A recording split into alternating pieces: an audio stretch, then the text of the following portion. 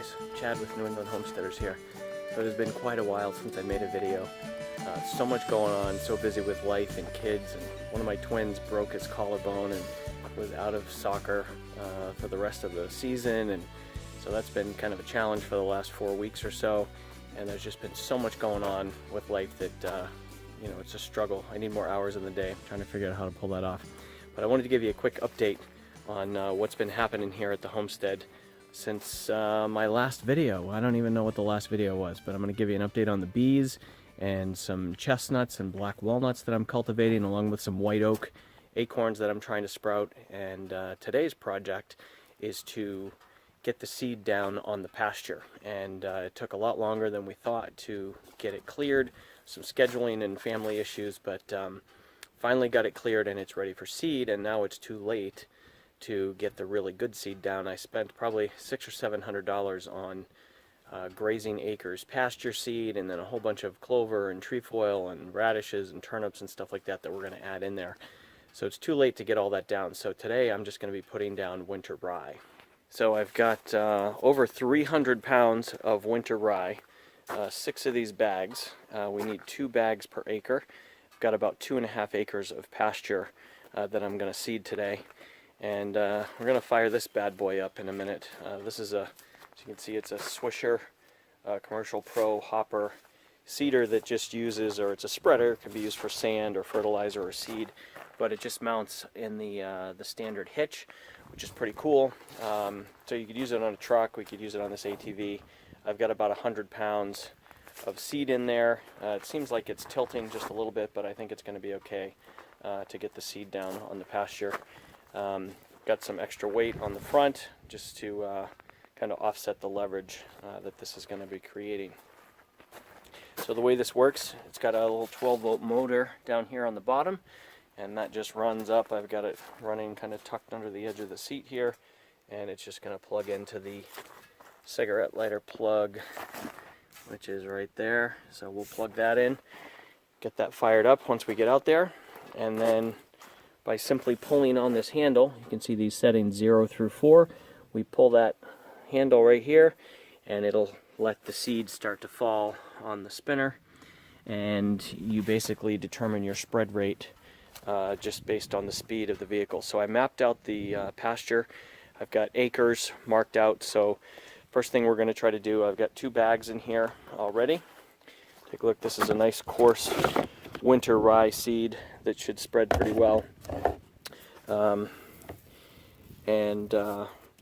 I've got to put these 2 bags in 1 acre. So I'm basically going to start really light, make multiple passes, and kind of determine the optimum speed and setting to put down the 112 pounds in the first acre. The cool thing about this hitch-mounted spreader is that there's no wheels or one of those mechanisms that makes the spreader turn as it runs on the ground. It's really bumpy and uneven ground. We put in some small food plots down in the back, and it was really difficult to use a standard spreader. I ended up having to actually drag it backwards behind me because I couldn't push it moving forward. I almost spent the extra $30 to get the nice spreader that had the rubber sort of miniature ATV wheels, but didn't think I could really justify it because I knew I was going to be getting this big spreader for the ATV.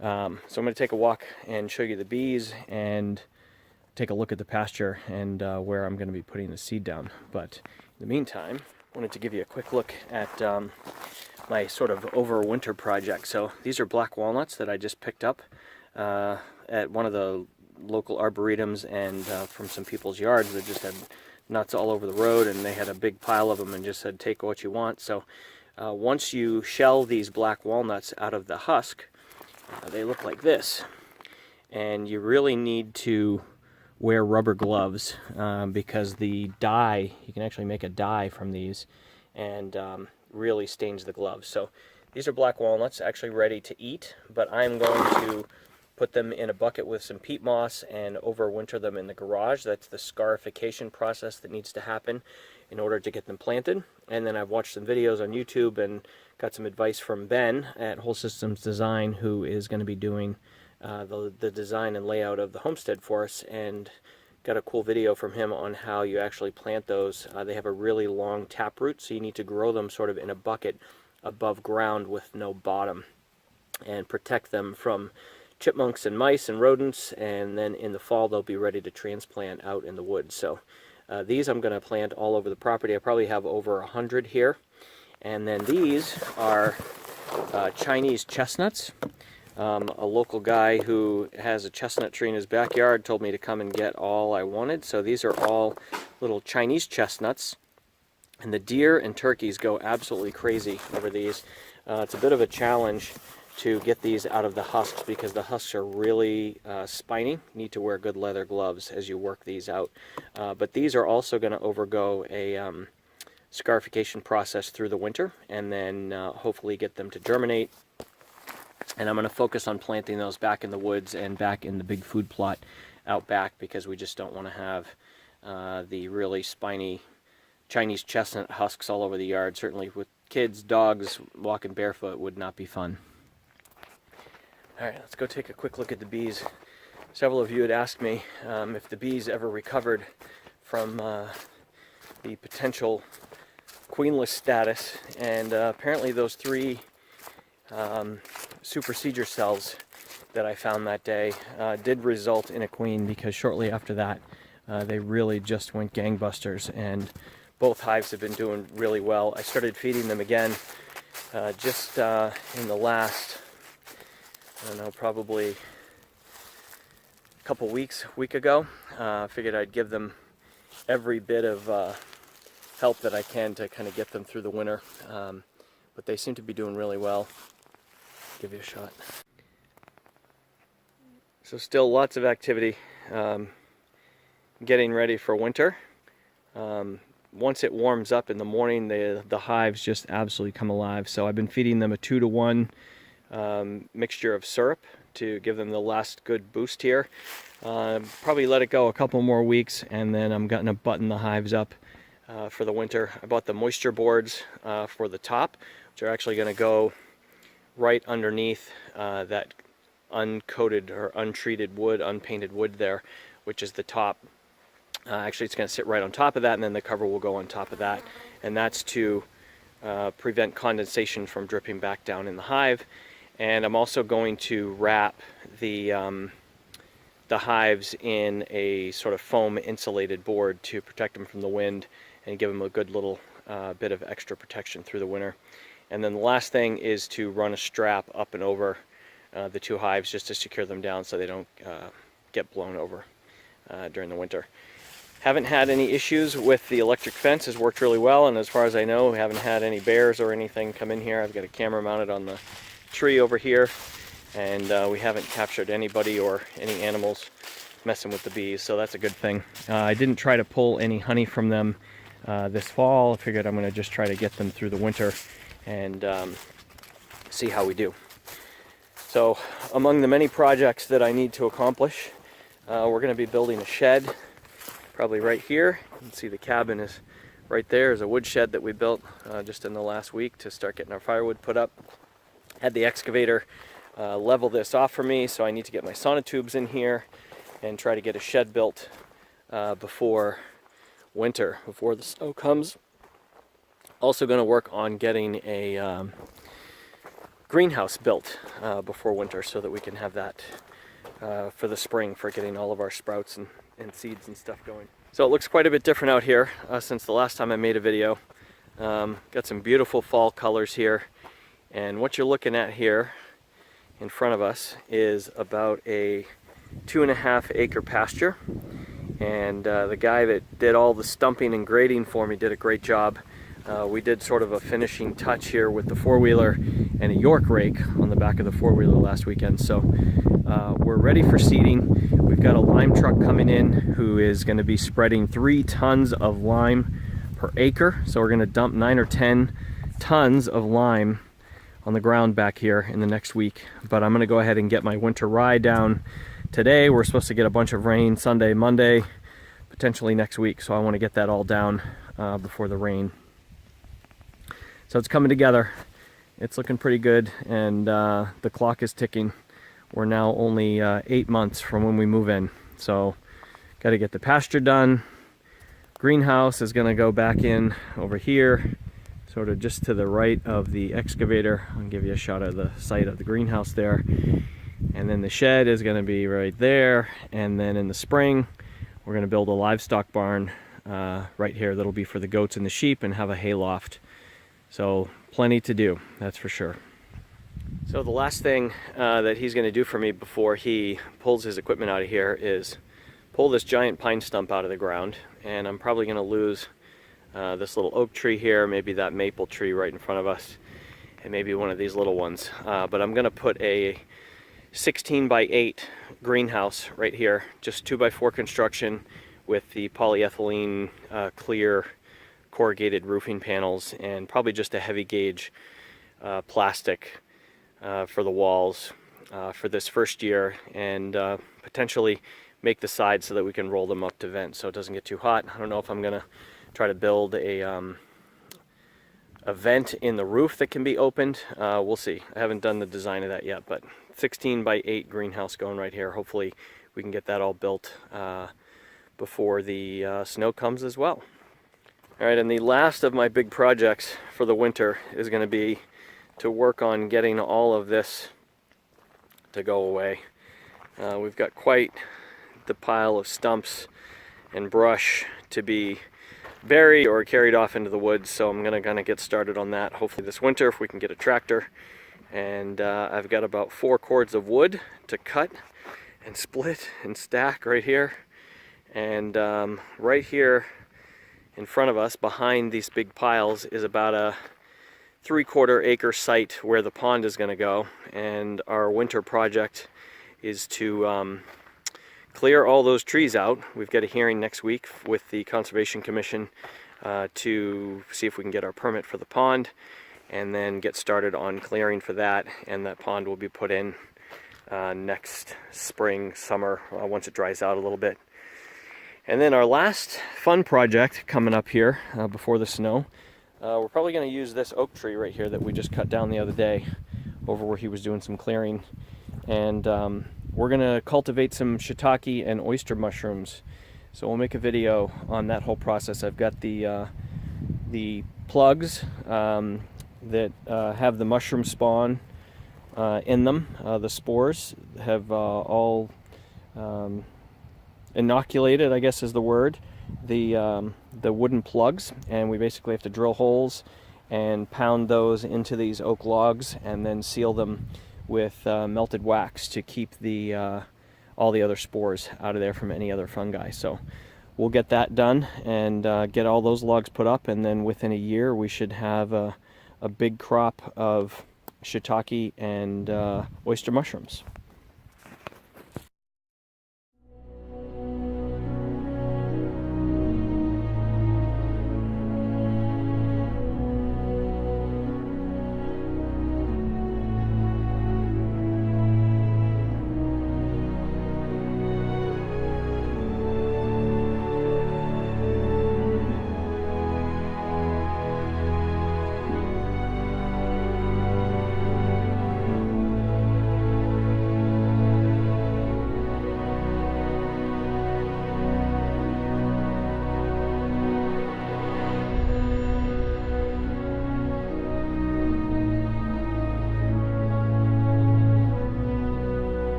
Alright, so you can see we've got quite a bit of wildlife on the property.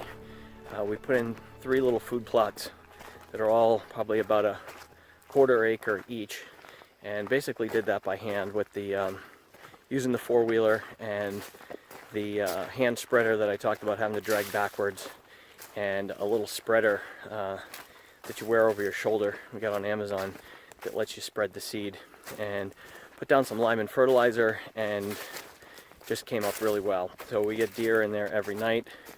Really cute videos of the deer. There's a mom with twins that comes in almost every night. And then the big bear is probably about a half a mile back from the cabin. The smaller bear that we got on camera was only a couple 100 yards from the cabin, but this was pretty exciting. So we're gonna have 2.5 acres of pasture going in with this winter rye.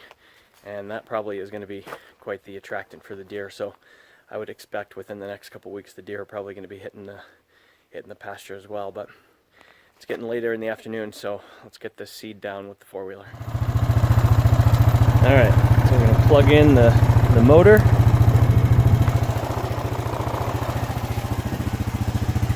All right, so it's spinning.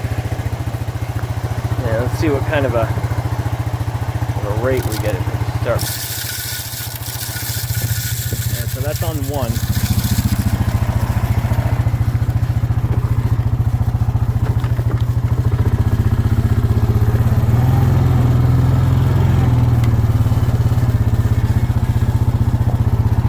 So I've got it marked out between these flags. You can see that flag over there, that's about a ½ acre. So I need to put down half of this inside these markers.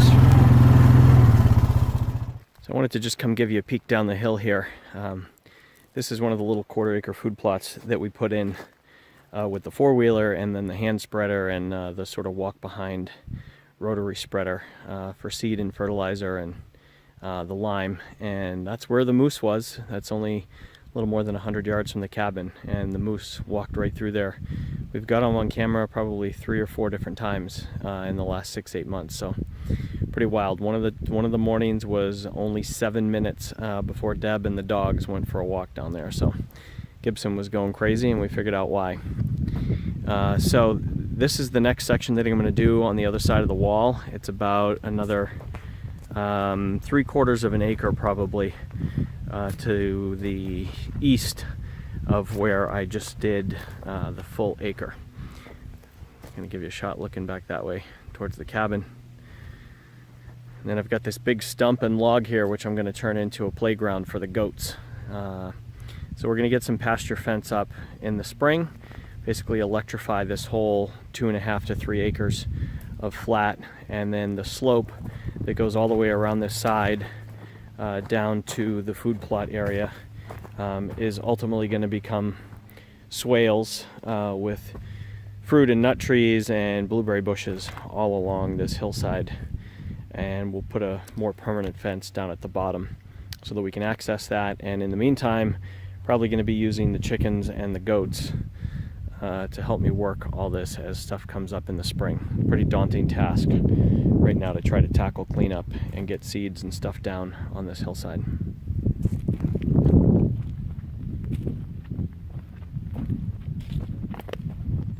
Hey guys, so I'm back home. My camera died when I was out in the field finishing up the spreading the seed, and the weekend turned pretty crappy, so we ended up getting rain all day today and tomorrow, so I ended up coming home to get some stuff done around here. So I'm just taking care of the chickens real quick, and we are getting ready to make some jelly.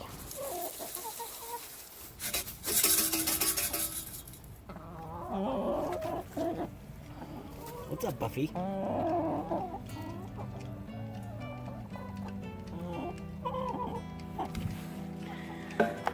So my neighbor next door has a bunch of grapes, and they went pretty crazy this year and grew all the way up into the trees. You can see the grapes are all up in the tree as well. So we came out and picked a big 5-gallon bucket full. So we're gonna make juice today to make the jelly. So stay tuned. Next video, homemade grape jelly. We traded our neighbor eggs for grapes so we could make jelly. So hope you guys are having a great week. See you soon.